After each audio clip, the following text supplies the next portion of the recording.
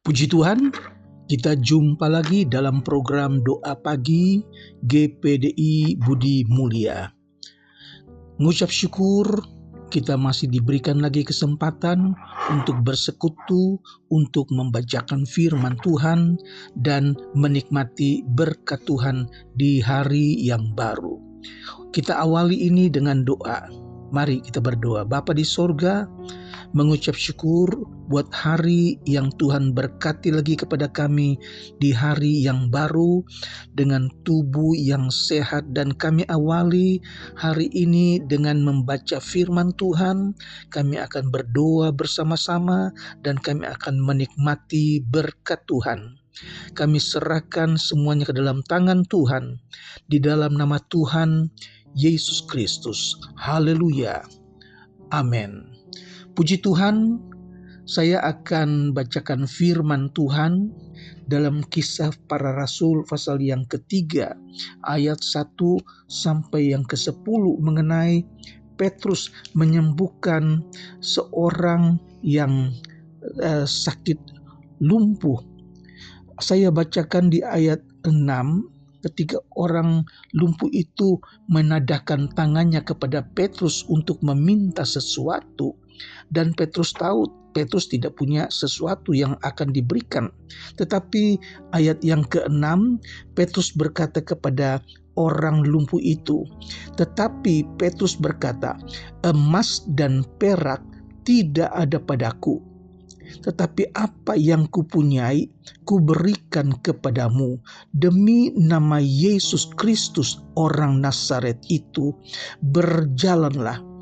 Lalu ia memegang tangan kanan orang itu dan membantu dia berdiri. Seketika itu juga kuatlah kaki dan mata kaki orang itu. Ia melonjak berdiri, lalu berjalan kian kemari dan mengikuti mereka ke dalam bait Allah, berjalan dan melompat-lompat serta memuji Allah. Puji Tuhan, sesuatu yang luar biasa terjadi ketika Petrus yang dengan percaya bahwa kuasa Tuhan dapat membuat orang lumpuh itu sembuh. Haleluya, saudara. Kejadian ini terjadi di suatu jam doa di tempat sembayang. Firman Allah katakan, Tuhan hadir di tempat orang-orang berdoa. Matius 18 ayat yang ke-20. Sebab di mana 2 atau 3 orang berkumpul dalam namaku, di situ aku ada di tengah mereka. Haleluya. Di dalam 1 Yohanes pasal yang ke-5 ayat 14 dan 15. Dan inilah keberanian percaya kita kepadanya, yaitu bahwa ia mengabulkan doa kita jikalau kita minta sesuatu kepadanya menurut kehendaknya. Dan jikalau kita tahu bahwa ia mengabulkan apa saja yang kita minta, maka kita juga tahu bahwa kita telah memperoleh segala sesuatu yang telah kita minta kepada Tuhan. Haleluya, saudara. Karena Petrus percaya bahwa ia memiliki kuasa yang dari Tuhan untuk dapat menyembuhkan orang lumpuh itu, maka dengan iman kepada Kristuslah yang menyembuhkan orang lumpuh itu. Haleluya, saudara. Nah, di dalam ayat yang ke-11 Kisah Para Rasul pasal 3, di Serambi Salomo terletak di bagian timur bait Allah. Nah, disitulah kesempatan bagi Petrus untuk mulai bersaksi tentang Yesus, saudara. Nah, salah satu tujuan kita dipanggil oleh Allah yaitu untuk menjadi saluran berkat bagi orang lain. Puji Tuhan, saudara. Yang pertama, kita memberi apa yang Tuhan sudah beri kepada kita. Haleluya. Tidak mungkin kita memberi sesuatu yang tidak Tuhan berikan, pasti. Tuhan sudah berikan sesuatu kepada kita dan itu yang kita berikan kepada orang lain. Puji Tuhan, menjadi saluran berkat bukan hanya yang berhubungan dengan uang atau dengan benda-benda berharga lainnya. Saudara, kita lihat di sini Petrus, dia tidak punya uang, tetapi dia punya karunia untuk menyembuhkan, dan itu yang dia gunakan untuk menolong orang lumpuh itu. Nah, kita mulai belajar menjadi saluran berkat dari hal-hal yang kecil. Kita tidak pernah menjadi saluran berkat yang besar jika kita tidak mulai dari hal-hal yang kecil. Injil Lukas pasal yang ke-16 ayat yang ke-10, saudara-saudara. Cara berpikir yang keliru, saudara-saudara, ada beberapa orang yang keliru memikirkan bahwa nanti kalau saya sudah punya banyak uang, baru saya tolong orang lain. Nanti kalau saya punya banyak berkat, baru aku membagikan kepada orang lain. Saudara, ini adalah satu pikiran yang keliru, saudara. Nanti, tetapi tidak kunjung datang apa yang dia harapkan. Contohnya janda Sarfat, seorang janda miskin yang tidak punya apa-apa. Dia ingin mengambil kayu bakar untuk membuat roti yang ada padanya, yaitu segenggam tepung dan sedikit minyak. Dan setelah dia membuat roti itu, dia akan makan bersama-sama dengan anaknya, dan sesudah itu dia akan mati karena tidak lagi ada makanan. Pada waktu itu terjadi musim kelaparan yang besar, saudara. Tetapi walaupun janda itu hanya memiliki segenggam tepung dan sedikit minyak, tetapi ketika Nabi Elia katakan kepada janda Sarfat ini, berikan itu dulu kepadaku, maka tepung itu akan terus ada dan engkau akan hidup. Dan janda ini menuruti apa yang dikatakan oleh Nabi Elia. Dia membuat roti itu dan dia berikan kepada Nabi Elia. Dan anehnya apa yang Nabi Elia katakan, bahwa setelah Nabi Elia makan roti, dan ketika janda ini memeriksa, ternyata di tempat simpan tepung itu masih ada tepung lagi. Dia lihat minyak yang dia pakai tadi masih ada minyak. Dan begitu terus setiap hari terjadi. Tuhan berkati janda Sarfat ini sampai musim hujan tiba. Haleluya. Ini satu contoh bahwa walaupun kita tidak punya, kita dapat memberi kepada orang lain. Haleluya.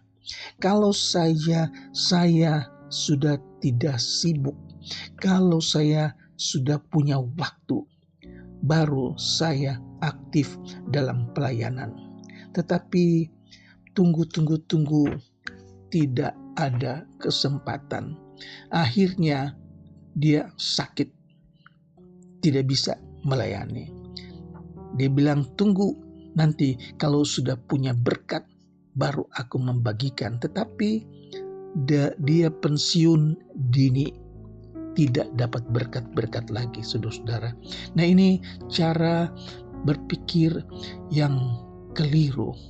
Nanti kalau saya sudah diberkati, baru saya beri untuk pekerjaan Tuhan. Nah, saudara, belum dia beri, dia udah pensiun dini, PHK, saudara-saudara. Kita masing-masing mempunyai karunia yang berbeda-beda menurut kasih karunia yang Tuhan berikan kepada kita, saudara-saudara. Karunia yang Tuhan berikan kepada kita, misalnya dicatat dalam Roma pasal yang ke-12 ayat yang ke-6 sampai yang ke-8, saya baca. Demikianlah kita mempunyai karunia yang berbeda berlain-lainan menurut kasih karunia yang dianugerahkan kepada kita. Jika kita punya karunia bernubuat, baiklah kita melakukannya sesuai dengan iman kita. Jika kita punya karunia untuk melayani, baiklah kita melayani. Jika kita punya karunia untuk mengajar, baiklah kita mengajar. Jika karunia kita adalah untuk menasehati, baiklah kita menasehati. Siapa yang membagi-bagikan sesuatu, hendaklah ia melakukannya dengan hati yang ikhlas. Siapa yang memberi pimpinan, hendaklah ia melakukannya dengan rajin. Siapa yang menunjukkan kemurahan, hendaklah ia melakukannya dengan sukacita. Haleluya, saudara. Setiap orang punya karunia sendiri-sendiri. Dan apa yang kita baca tadi, apa yang kita miliki, lakukan itu dengan sukacita. Lakukan itu dengan rela. Haleluya. Dalam Kisah Rasul pasal yang ketiga, ayat yang ke-7 dan ke-8, Petrus dan Yohanes taat kepada Allah untuk menjadi saluran berkat.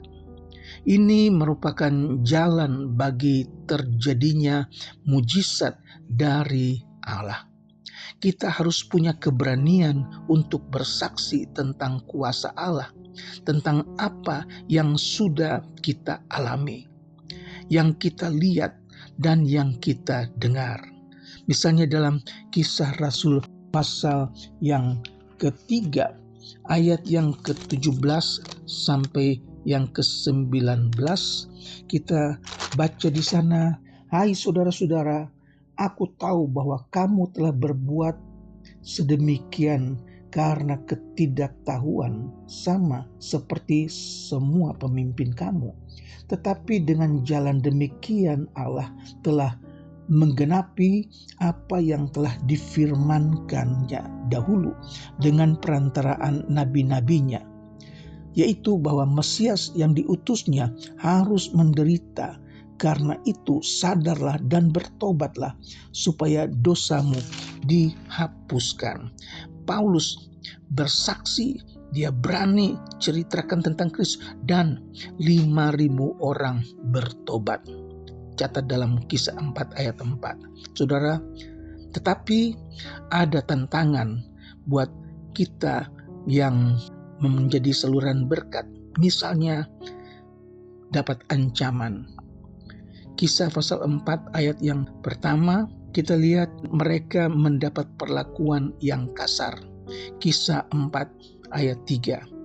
Mereka menderita, mereka ditangkap, dan mereka dipenjara. Saudara, nah bagaimana sikap kita sebagai saluran berkat?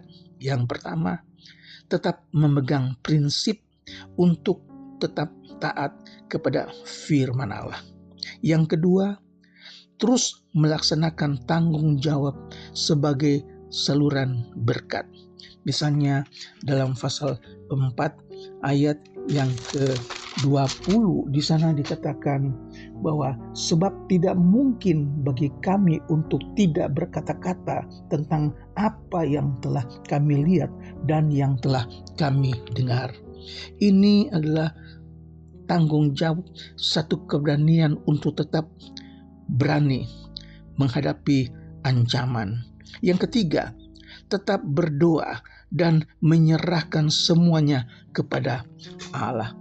Kita baca dalam Kisah pasal 4 ayat yang ke-30 dan ke-31.